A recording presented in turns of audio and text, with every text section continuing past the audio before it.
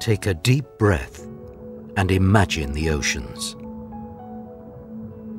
Beneath the waves is a vast blue world full of life and wondrous beauty.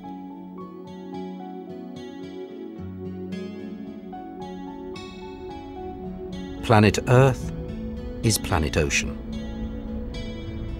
The sea covers more than 70% of its surface. From frozen polar seas to warm tropical waters, oceans encompass the globe. And from the infinite blue deserts of the open ocean to the unexplored worlds of the deep sea, the oceans live and breathe as one. Oceans regulate the climate, rainfall, winds, and temperature.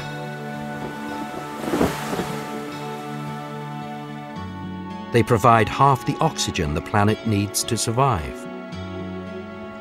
Every second breath we take comes from the oceans. Life on Earth started here 4 billion years ago. Now the sea is home to a dazzling variety of life, more diverse than anywhere else. For many millions of us, the sea is a source of food and income. But for most, the oceans start at the shoreline and end at the horizon.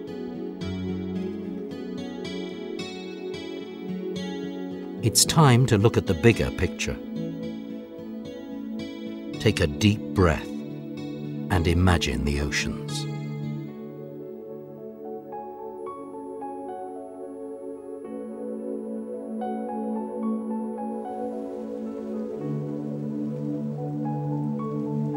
The oceans give life to our planet and to us, but in return, we treat them far less kindly. From top to bottom, our oceans are in crisis. By jeopardizing their future, we have placed our own in the balance.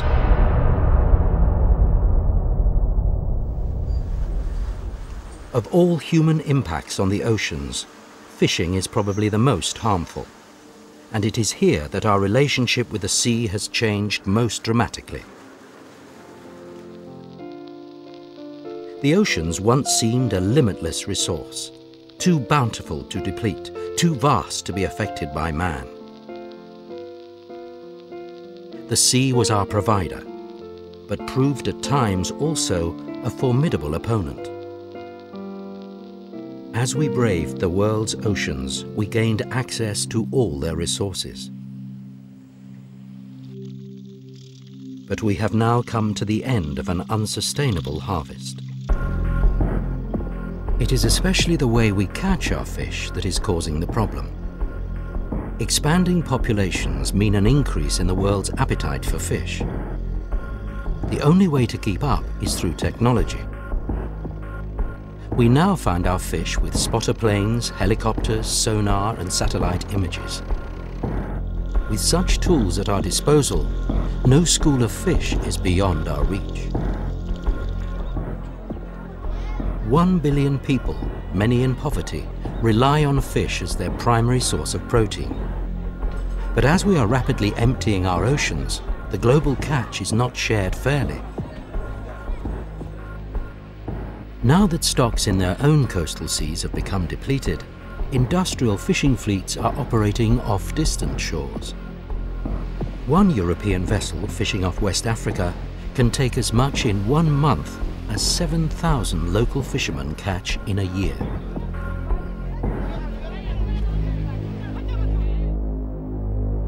To make matters worse, illegal or pirate fishing has become a real and global problem. In some areas, every other fish landed on the fish market is stolen.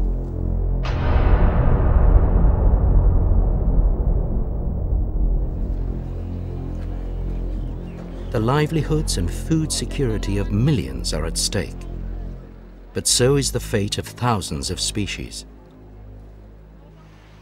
Over the past few decades, many of the larger fish have been brought to the brink of extinction. Sharks fulfill a crucial role in the ocean's ecosystem as top predators. Yet every year 100 million of these animals are caught. Many are stripped of their fins and thrown back into the sea to drown. The fins end up here on markets across Asia to float around in soup.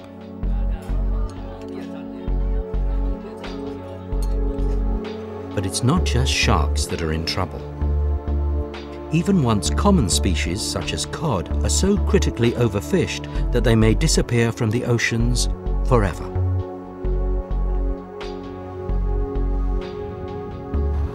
In order to catch the last remaining fish, we use ever more powerful and indiscriminate technology. We catch tons of undersized and unwanted fish together with other marine life.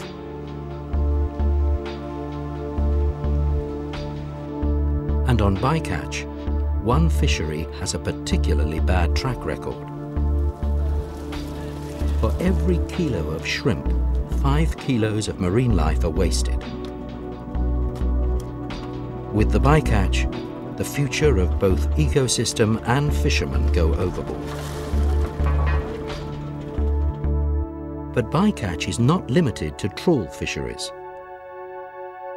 Thousands of miles of long lines, abandoned fishing gear and illegal drift nets entangle seabirds, turtles, dolphins and whales. The serial depletion of stocks has forced us to find new fishing grounds.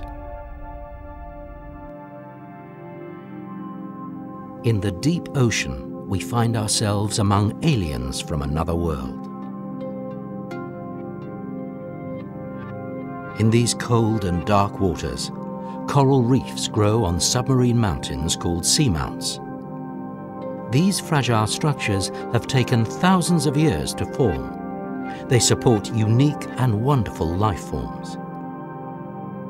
So far, we have explored less than 2% of this last frontier. The deep ocean still harbors many secrets. Among them may be solutions to diseases such as cancer. But fishermen are beating scientists in the race to the deep. Bottom trawlers bulldoze the deep sea reefs, reducing ancient habitats to rubble. Corals, the 1,000-year-old homes of a myriad of life forms, are dumped as waste. Fish are among the last wild animals to be hunted commercially. But now a new solution has come into focus. Across the globe, huge cages and farms are set on the water, rearing fish where once they swam wild. At present, 1 out of 4 fish we eat is farmed, and in the future, that figure could double. But rather than provide a solution to overfishing, fish farming is making the problem worse. For every kilo of farmed fish, we need to take 4 kilos of fish from the wild to feed the caged. But again, it's our appetite for shrimp that causes the most severe damage. Mangroves are marine forests that fringe the coastlines of the tropics. They offer protection from storms and provide a unique habitat and breeding ground for a great number of species. But in many parts of the world, hundreds of miles of mangroves have been cleared to make way for shrimp farms. They can operate for only a few years until eventually they choke on their own pollution and leave behind a wasteland.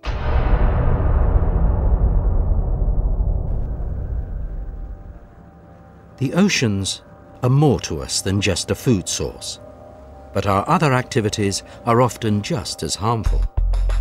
Sand and gravel dredgers vacuum the seabed. The ocean floor is mined for minerals, and deeper below we drill for oil. We transport it across the oceans, dangerously close to our coasts. all too often with disastrous consequences. Toxic and radioactive wastes have all been flowing into the sea for decades. The pollution has built up in the ocean's food web and ultimately flows back to us in the food we eat. Lifeless dead zones, deprived of oxygen, have developed in locations around the world.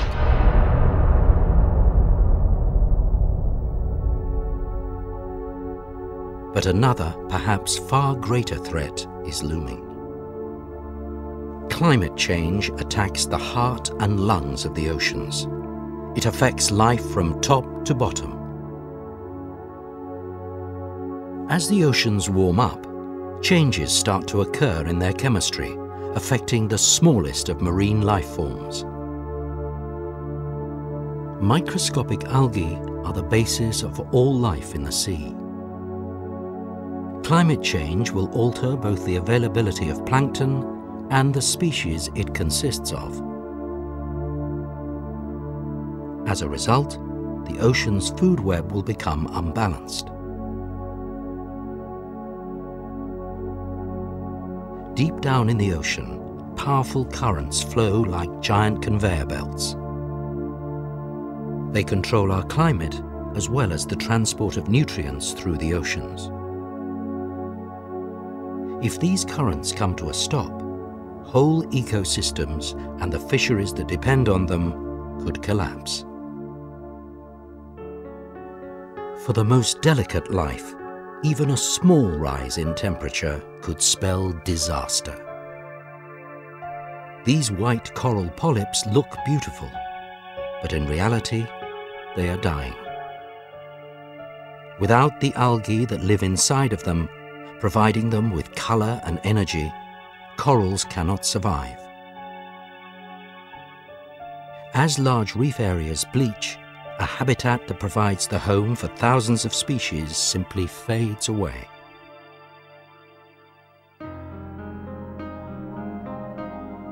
It has only been in the past few decades that we've been able to see for ourselves what is really going on beneath the waves. As the oceans are revealing their secrets and beauty, we are also becoming more aware that they're in real danger. But fortunately, the oceans are resilient, and it is not too late for change. We need to shift to more sustainable fishing and away from overexploitation and destruction. And if we are to protect the oceans from pollution and climate change, we will have to reform our lives on land. Perhaps we can draw on our experience at home to protect the oceans. The creation of nature reserves is a well-established concept on land, but not so in the marine environment. By setting aside large areas of the oceans in which all harmful human activities are banned, the sea will be given a chance to recover.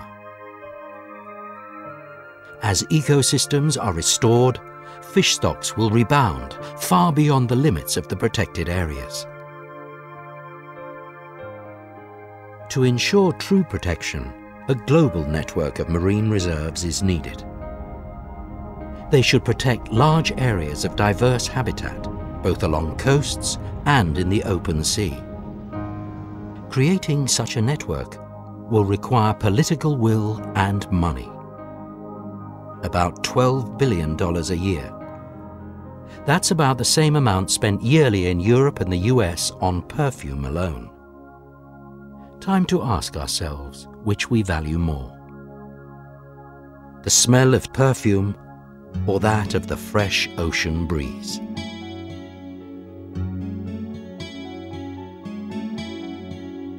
The people of the Pacific are surrounded by the endless sea. To the islanders, the ocean is not what divides us, but what brings us together. It is not too late to make a change. We all can play a role in the protection of our oceans. And in the words of a Japanese poet, Individually we are a drop, but together we are an ocean.